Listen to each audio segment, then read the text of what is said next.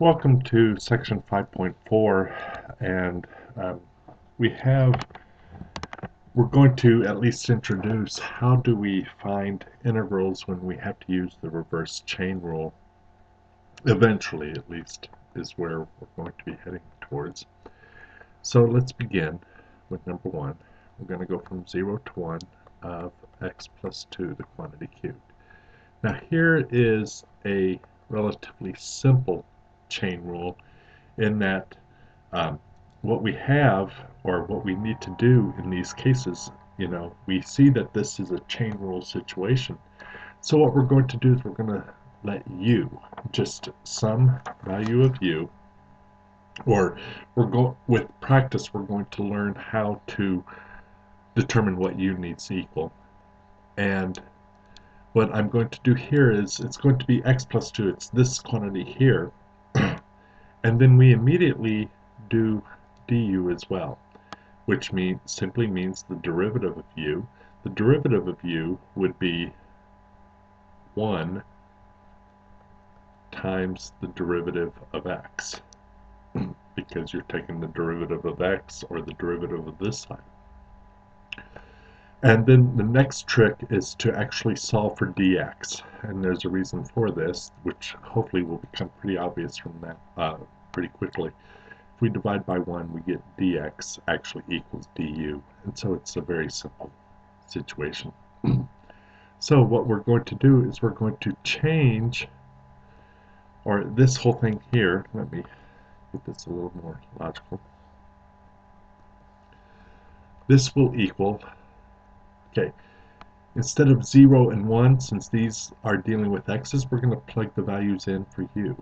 So this is going, if we plug in 0 here, we're going to get a 2, and if we plug in a 1 into here, we're going to get a 3. So we're going to go from 2 to 3 of u cubed, and then dx we know is equal to du. So it's a simple substitution. Now this should be pretty simple to calculate. The integral from 2 to 3 of u cubed would be u to the 4th over 4 evaluated from 2 to 3. And then it's just a matter of plugging these values in. 3 to the 4th over 4 minus 2 to the 4th over 4 equals 81 fourths minus 16 fourths, which equals what? 65 fourths. And there is our final answer. So when we do chain rule, we first of all determine a substitution. We're going to plug in u and get some value here. Then we're going to take the derivative of that immediately, realizing when you take the derivative of this, you're also going to have to take the derivative of the x, the dx, and then you always solve for dx, and that will play a pretty big part, especially a little bit later.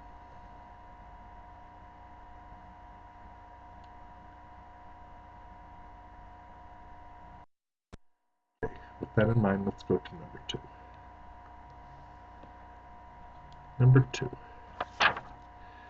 We have the integral from pi over 2 to 3 pi over 2 of 8 cosine of x dx. Now here's a situation. This is not chain rule, because cosine of x, or this x, is a simple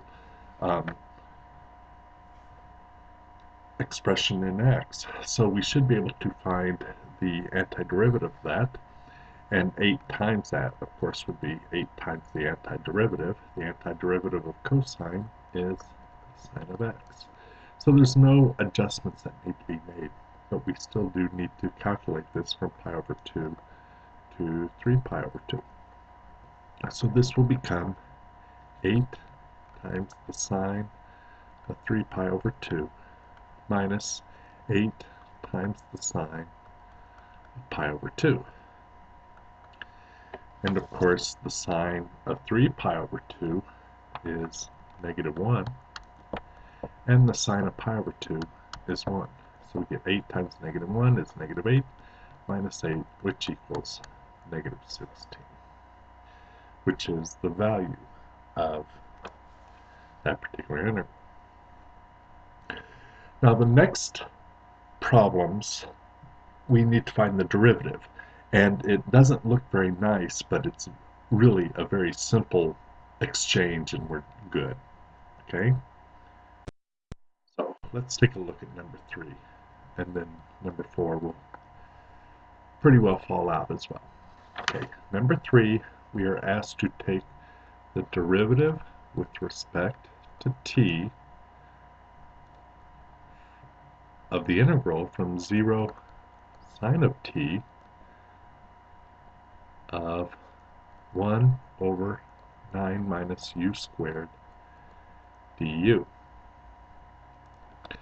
Now, basically, this stuff right here, since they are in the same terms of t, what that basically means is we're going to substitute these values of u in for these values of t.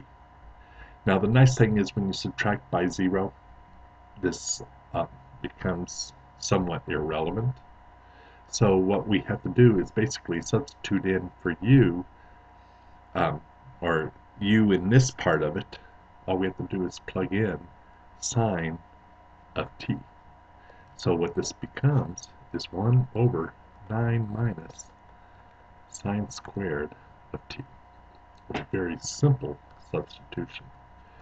With that in mind, number 4, when we have to find the derivative of this,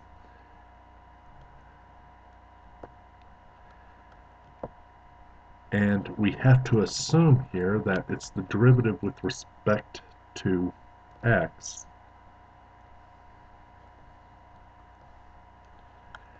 because we have y equals something in terms of x. So what we need to do is to just do a simple substitution in here. We're going to plug in the with the 0 here. All we have to do is plug in x to the 8th into the other variable here. So that's going to become cosine of the square root of x to the 8th, which of course equals cosine of x to the 4th. And so these are just really simple substitutions. You just need to know where do you substitute what in, and then everything will fall out almost immediately.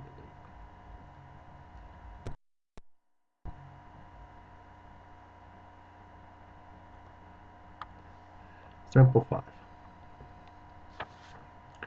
Example 5, we have y equals 2x minus x squared, and we're told x goes from 0 to 2. We need to find the total area under there. Well, this is nothing new really. This goes to last week.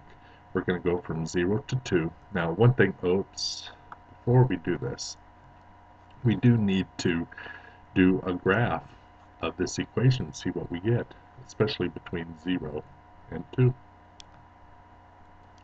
Well, if we plug in 0, we get a value of 0. If we plug in 2, we get a value of 0. And if we plug in a value of 1, we get a value of 1. So basically what we have going on here is we have a parabola going something like that. So we're asking what's the area of that. Now, the reason we have to do this is because it's all above the x-axis, which is good. Because if some of it was above and some of it was below, we'd have to do something different, and that will actually come into play, at least for example number 7. I don't know right offhand if number 6 works that way. But basically, it makes our integration a little bit easier. We're going to go from 0 to 2 of 2x minus x squared dx. And all we have to do is do this calculation. So this would become 2x squared over 2 minus x cubed over 3, all evaluated from 0 to 2. And so just plugging in those values, we get 2 times 2 squared over 2 minus 2 cubed over 3 minus the whole quantity, 2 times 0 squared over 2 minus 0 cubed over 3. So this becomes 4 minus 8/3 minus 0.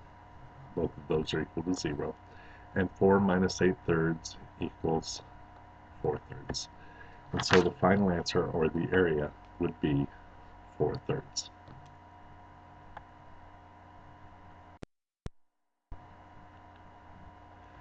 Example 6.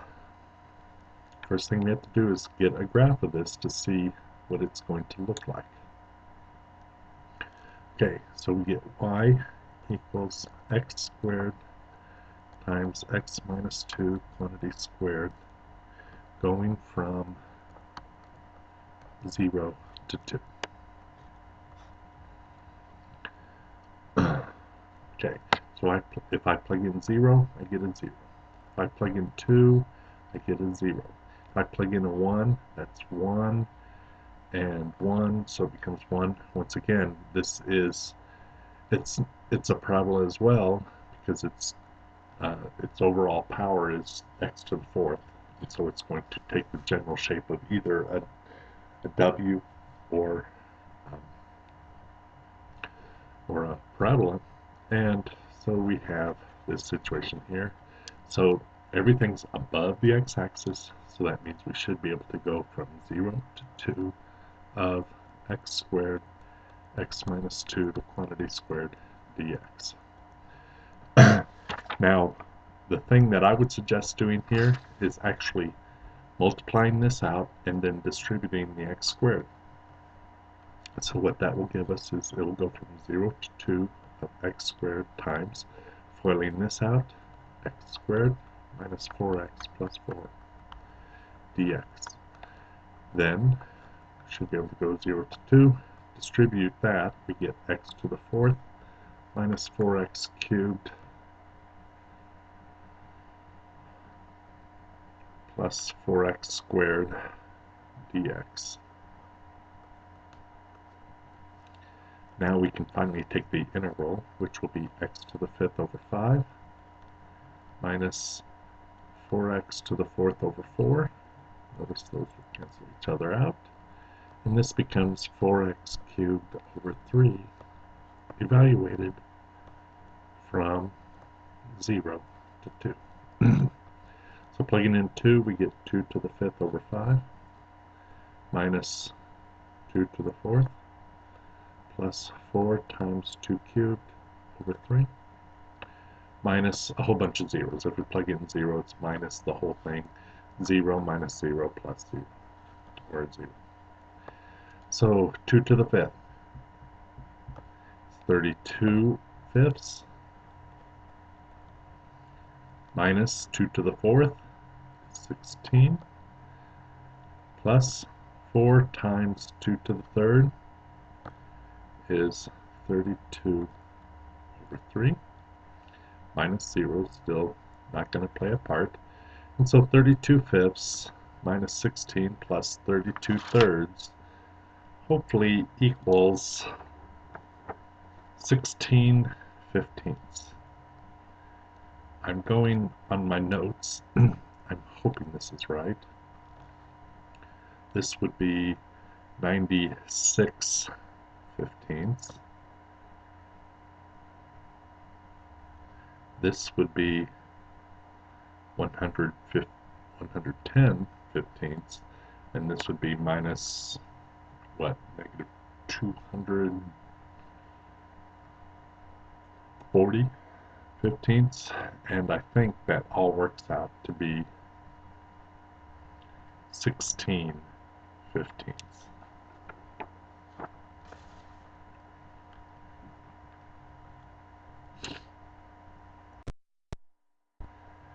The next group gives us the equation of the line, gives us the graph, and this is where, or why, graphing becomes very important, at least for number 7. Number 7, we have this graph that looks something like this. And we're asked to find the area of that. Now if we would just go, this says 0, 4 up here, and this says 3, negative 5 right here, and we know that y is equal to 4 minus x squared. If we just went from 0 to 3, what would happen is this area down here would negate the area here, when really what we need to do, or negate some of it at least, what we really need to do is we need to take the area from here to here and then add it to the area there. So the first thing we have to do is find out what point is right there. Well, that simply means where is 4 minus x squared equal to 0? Because that's what we're asking. Well, x squared equals 4, so x would equal either a positive or a negative 2. The only one we're really interested in is the value of positive 2, because negative 2 it would also hit the x-axis, or yes, the x-axis here. So now what this tells us is we have to go from 0 to 2, and then we have to go from 2 to 3. But we have to understand this is actually right here, this is considered a negative area, and this would be considered a positive area. So there's a couple ways to deal with it. I'm going to go with the way that actually makes a little more sense, in my opinion. But I will mention the other one. So that means we have to go from 0 to 2 of 4 minus x squared dx. And so that's going to give us this area here. Now the next thing we could do, we could subtract this area from 2 to 3. Okay, we could subtract it. But that doesn't really make sense as far as finding the total area, because when we want to add. So instead what we're going to do is we're going to add, and instead of going from 2 to 3, since this is a negative area, we're going to go from 3 to 2 of the exact same graph, 4 minus x squared dx. Now let's see how we deal with each of these parts. So this would become, integrating here, we get 4x minus x cubed over 3. We're going to evaluate from 0 to 2, and then add in 4x minus x cubed over 3, going from 3 to 2. Now this is one way to do it. The other way would have been to subtract going from 2 to 3 of this same thing. And we would end up with the same answer, but adding, first off, is a little bit easier, and second of all, it makes a little bit more sense. So, let's plug these values in. 4 times 2 minus 2 cubed over 3 minus a whole bunch of zeros. Okay? Plus, so minus 0. Plus this, plugging in the values, would be 4 times 2 minus 2 cubed over 3 minus, now here it's not a whole bunch of zeros, it's a whole different number. So it has to be the whole thing minus 4 times 3 minus 3 cubed over 3. So let's see what we get. We get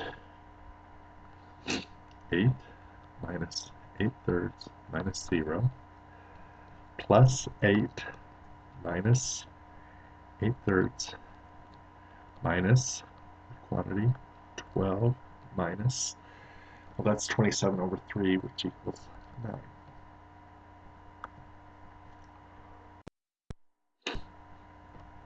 So this is what we get. 8 minus 8 thirds plus 8 minus 8 thirds. Let's see, that becomes 8 plus 8 is 16, and this is minus 16 thirds. So that would be 48 thirds minus 16 thirds, which is, I believe, 32 thirds, minus 12 minus 9 is 3.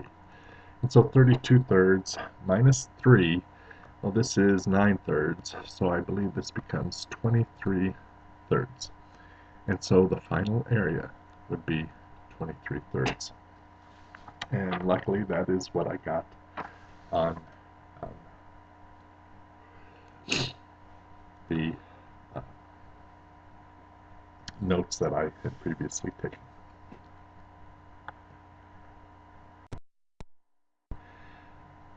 Number 8, we actually throw in a new integration. A new integration rule that we need to use. We have y equals 1 over x going from 1/2 to 2 1/2. So we're looking for this area here. Now the nice thing is we don't have anything to have to worry about above the x-axis and below the x-axis. It's all above. So that simply means we should be able to take the integral going from 1/2 to 2 of 1 over x dx. Now here's the new one. Normally we would like to put this into user-friendly form. We get x to the -1. But when we add 1 to the exponent, we get x to the 0, which basically makes the variable disappear entirely. So here's a new rule. The integral of 1 over x dx equals the natural log of x. And so this becomes the natural log of x raised to the 1/2, or natural log of x evaluated from -1/2 to 2. So the integral of 1 over x dx is equal to the natural log of x. Now, conversely, that would mean the derivative of the natural log of x would be 1 over x. So keep that in mind if and when you have to use that relationship. But basically, all we have to do is plug these values in. The natural log of 2 minus the natural log of 1/2. And we're good. I mean, this is the final answer because natural log of 2 is not a common number, nor is the natural log of 1/2. And so this is a good answer. Final answer, natural log of 2 minus the natural log of 1/2. And the final example I want to go through is example number 9. I am going to throw out number 10 for one reason or another. I can't remember what it is right offhand, but I do know I don't like it. And so the homework will respond accordingly. But here we're told the derivative of y with respect to x is equal to 12 sine squared of x cosine x. And we're told y of 0 equals 4. And we're told solve the initial value. So in other words, we need to find what the c equal. Well, here's where it should, hopefully, since this is the derivative, if we want to find the initial value, then that means we're going to try and find what is the integral of 12 sine squared cosine x with respect to x dx here. And here's where it's going to become very nice to know the chain rule, because we've got some, we've got sine and cosine, and those don't go together very well. So what I'm going to do is I'm going to let u equal the sine of x. What I'm looking at here is what is the more complex part of it, and simplify that just a little bit. For example, when in example number, what example was that? Example number 1, the complex part was the x plus 2 cubed. Well, so I'm just going to take the x plus 2 part of it. Well, here the sine squared is the complex part, so I'm going to just take the sine of x. And when I do that, let's look at what happens because we immediately take the derivative. The derivative of u would be the cosine of x with respect to x. But then immediately we want to solve for dx. So dx would equal du over the cosine of x because we would divide by cosine of x. Now let's look at how this helps us. Up here we can now say, okay, this is going to equal 12. Well, sine squared, since u is equal to sine squared, it's going to be u squared. And dx we know is equal to du over cosine of x, because that's what we have down here. But we still have this cosine of x that was part of the problem. But notice what happens. The cosine of x cancels with the cosine of x. So we simplify to 12u squared du. This becomes a whole lot more manageable. So, taking the integral here, this becomes 12u cubed over 3 plus c. Now notice we have to go to plus c because this is indefinite. We don't have any numbers. And so this would equal 4u cubed plus c. Now, u, we know, is equal to the sine of x. So resubstituting back in, we get 4 sine cubed of x plus c. Now we're almost done. We've done the hard part. What we need to do here is to actually put in the initial value problem. We're told y of 0 equals 4. So we need to let 4 sine cubed of 0 plus c equals 4, because that's what we're told. Well, the sine of 0 is 0, and 0 cubed is 0, and 4 times 0 is 0. So we get 0 plus c equals 4, or in other words, c equals 4. And remember that the initial value problem simply asks us, what is the value of c? To complete this, though, we really want to put that c in, so the initial value problem would become this, right here, with the c substituted in. So we get 4 sine cubed of x plus 4, and that's what the original problem would equal.